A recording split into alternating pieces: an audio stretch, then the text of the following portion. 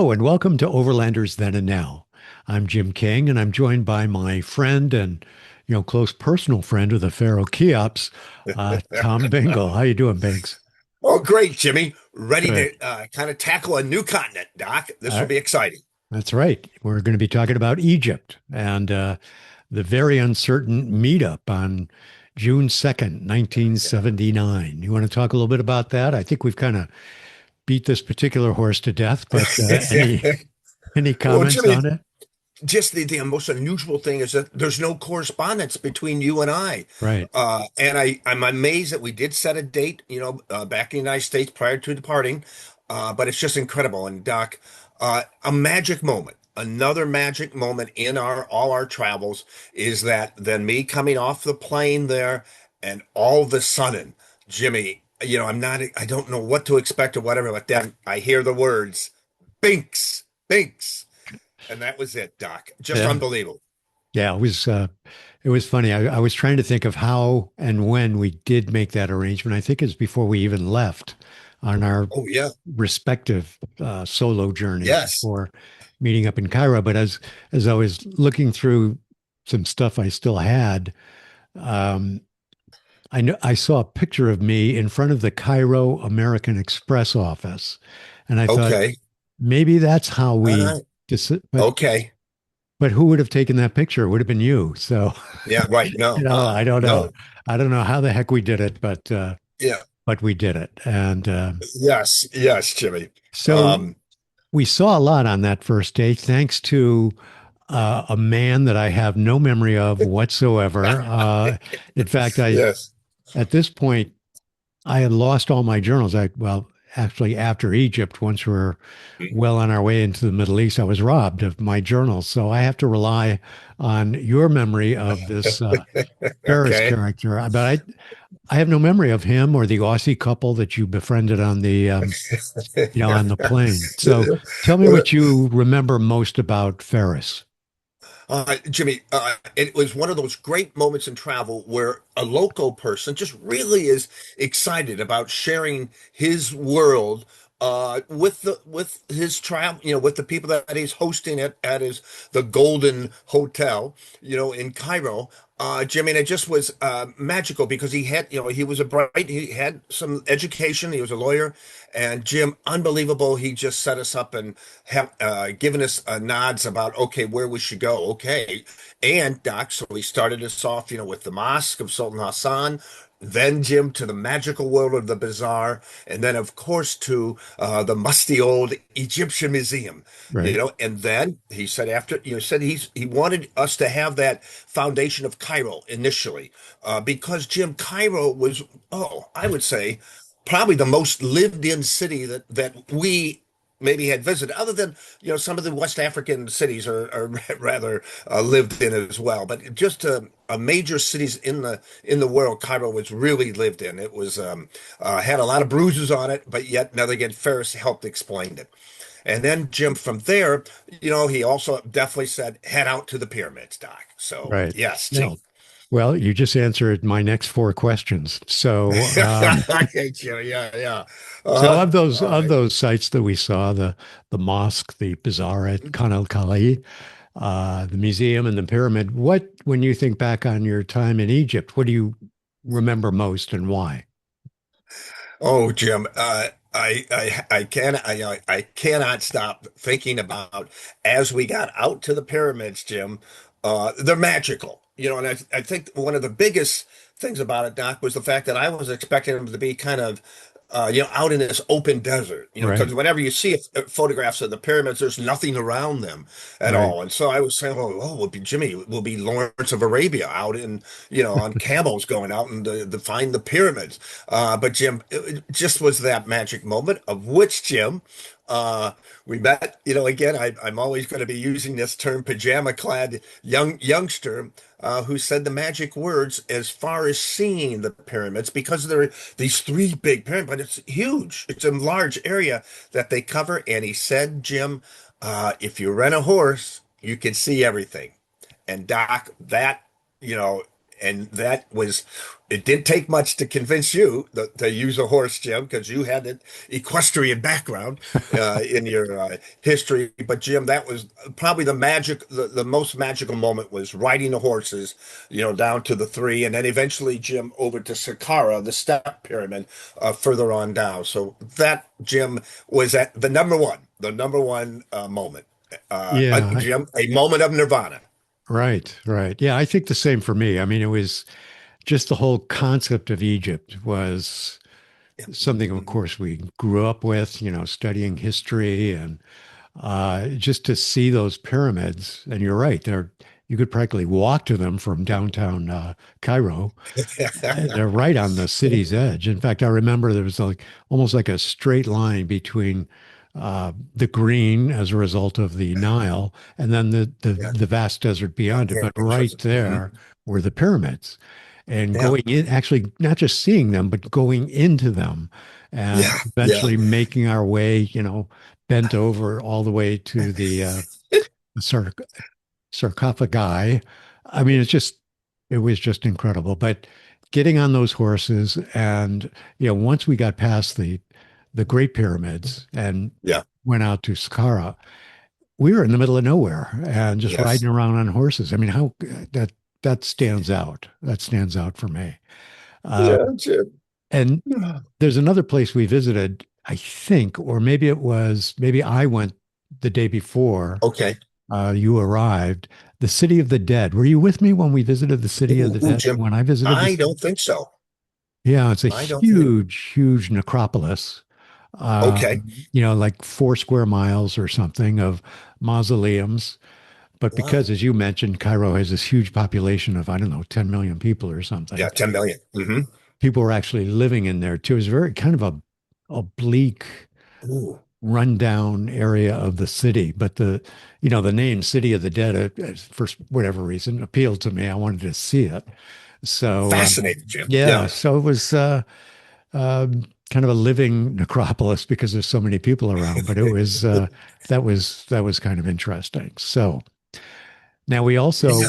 went to the Nile Hilton to get Oh, on. yeah. We should talk a little bit about the climate, Binks. What do you remember Oh, about the climate? well, Jim, just as it is so much lived in, and I always highlight, Jim, I think the anti-litter campaign had failed in Cairo. And so it was kind of dirty and dusty, and due to the Yeah. heat, that dust kind of just hung. There was not a smog, but there was, kind of, you felt it as you breathe in with the full day. And Jim, interesting, even the people of Cairo, from the bazaar, whatever, they take a break. Back then, I don't know what it is now, but they were taking a break from noon to 4 because it Yeah. was just so hot and they wanted to kind of relax. So they would go. And Jim, I'll never forget, you and I found our respite at the Nile Hilton there.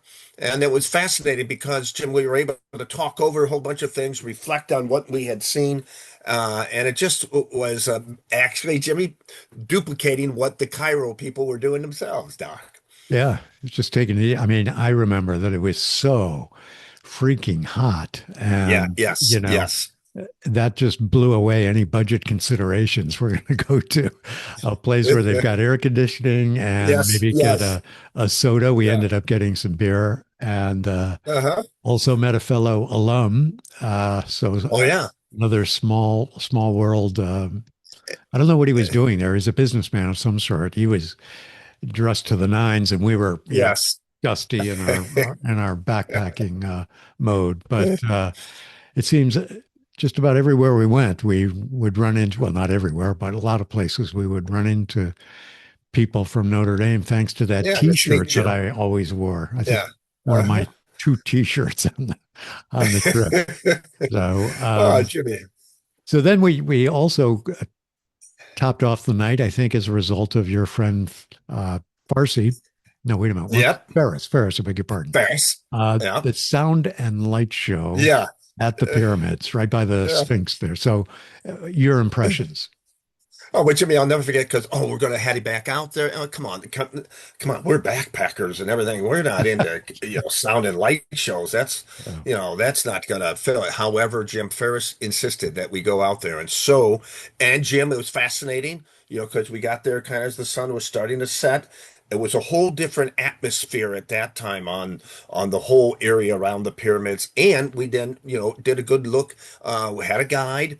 Showed us right, to get up on kind of a higher view of the Sphinx and to see this wonderful combination of lion and the king or the pharaoh for the head and everything. So it's just fascinating. And Doc, then as the kind of a quiet, and sure enough, all of a sudden, Jim, over on the other side and kind of some trees and everything, we hear coming out of the voice box that says, "I am Ramses, Pharaoh of the Egypts." And oh, Jim, that was another moment in time. And Well, Jim, yeah, there I. it was a moment in time. I thought it was kind of hokey, frankly. No, Yeah. I thought we got there, we were taken for a small bakshish, a small bribe, taken kind of Yeah. away from the crowd, and the sun was setting, and it was beautiful. Mhm. The sky was changing all different colors, and then when the sound and light show came on, I thought, oh, little hokey, Yeah. but remember, I remember that the guide had offered us some hash, which we declined. But once the show started, I thought, yeah, I wish we had so taken advantage of that. Oh, So yeah, Jim, just so that's just being out on that edge of the town, as you said, it was just magic. And Jim, it's 5,000 years ago that they yeah, built these. And and Jimmy, I always, I sometimes I don't want to, but oh my God, Jim, are you ready? It took like 10,000 workers, 20 years to build, and Jim, each one. Now I can't believe, but each rock or that you see this building block, Jimmy, 2.5 tons. And apparently there was, 2.5 million stones that all these workers built one on top of the other on top of the other. It's just a phenomenal architectural wonder, as much as it is kind of not a historical, it's even beyond history. It's just fascinating. And Jim, well, what I think about the some of the aliens weren't the aliens the ones who. well, Jim, maybe as I said, because oh God, Jimmy, those were great moments. Because and that was the surprise, Doc. That we could go Right, inside right, the yeah, pyramids. I didn't. What do you mean we can go inside? They didn't look like any opening or anything. Sure enough, we could, Jim. And that was just amazing, as you highlighted, Jim, bending our head down. Got to be careful. And yeah. and Jim, I always remember, where are we going? I don't get it. Are we gonna see something, or remember that, Doc? It kept going on and Yeah, on, and well, you then had as to you go said, quite a ways. Yeah. we saw the sarcophagi in this large inner room all the way down. It seemed, Jim, like the middle of the earth. It really did seem like the middle of the earth there. Well, So you've just sparked the memory. I started getting a little suspicious after a while because we're yeah, going yeah, further yeah, and further into this, and we're going up yeah. these steep ladders actually at one point. And I'm thinking, I think it was just the two of us and the guide. Yes, I'm just yes, Jimmy. wondering, are we going to end up in a sarcophagus ourselves? Yeah, But yeah, anyway, you know, it's a great thing to be able to yeah, say, yeah, I not only saw the pyramids, I was inside one. It was pretty yeah. cool. Pretty Yeah, cool. that was really neat, Jim. Yeah. And Jim, I also enjoyed, not to move away from the pyramid, but the bazaar, the Kali bazaar that Ferris had recommended, and Yeah. because again, that was like nothing else. We'd seen some bazaars, Istanbul a little bit, but ooh, that was really intense and really much a part of their life. I just felt Yeah. that way. And Jim, of course, although you would be better than me on it, Jimmy. Of course, they introduced us to the world of haggling. Yeah. There's nothing where you just go and oh, here's no, no, no, no. You got to banter and you got to bargain with it. It was really fascinating. And Jim, the diversity of everything that they had. I mean, it was unbelievable. It was Yeah. incredible. Well, Um, we've got a lot of examples of your haggling ability, proficiency, which we'll share in another video or two. yeah. Um, Oh, but yeah, the bazaar was pretty incredible. I hate shopping. So to yes, me, yes, these Jim. bazaars are hell on earth. But I have to say, it was interesting, and to see You just the know, variety and you're right. This is how they shopped. And, shopping wasn't just picking something up and paying for it. It was very Yes. loud Yeah. because people were Yeah. haggling constantly. So it was from the smallest items to, area rugs to everything. I mean, Yes. Yes. it Yes, was Jim. Yeah. pretty amazing. Yeah, phenomenal, just phenomenal. And Jim, so that's fascinating. Here's Cairo, our introduction to Africa. And Jimmy, it Yep. was so intense. It was so powerful. I mean, 10 million people, as you highlighted. I hate to think how many million people are there now, but Yeah. it was just a very, just as I said, intense and yet a unique experience. And I think, Jim, at the end of the day, we didn't feel threatened or anything, but it's just that it was phenomenally lived in. That's the terms that I live in thinking about Cairo, Doc. Yeah. I'll have to fact check that 10 million. I kind of threw that out there. I think I read Yeah, it somewhere, but yeah. it Hmm. was not, a small, a small city. And just No, no. I remember coming in from the train station. Or no, it had to be the airport because we both flew in. Uh, just the mix of the modern as well as the Yeah, ancient, yes, yeah, and the yeah, modern was not so modern in many ways, but the bustle of the city and the it really was a total immersion in a whole different culture, yes. like Hmm. immediately. So I really I thought it was great. So what are your reflections on Egypt as you look back to Uh, 1979? Jim, well, it kind of set the stage for us, more. If we could handle that intensity of Egypt, I feel, ooh, Jim, we can handle a lot because it was a little bit of a curveball. Jim, just the concept of 5,000 years ago. I never forget being in the Egyptian Museum, and here are all these mummies, mummified, and they're almost in perfect condition due to the Right. Yeah. heat and during, not so much air getting down into it. And Jim, just the magnificence of all that was just phenomenal. And Doc also, we're coming from Africa, let's say, Central and Western and East Africa, this world here up in Cairo was very different than that southern, quote unquote, that central part of Africa. And it was even different, Jimmy, than I felt in Greece. That we had encountered in Greece and Italy and everything. So now, ooh, this is kind of like a whole different civilizations, a whole different world that we are going to be encountering as we come into Cairo. And now we're looking to be going even further east of Right. what Cairo is and more into the unknown. So, Right. but it was good. And Jim, I thought also, as I said, with 5,000 years, a powerful. That's not the right word, but I want to say, kind of how they respected their lineage, they respected their history, they respected, the fact that they had been, a dynamic civilization 5,000 years ago and had great pharaohs and had done a lot and had survived.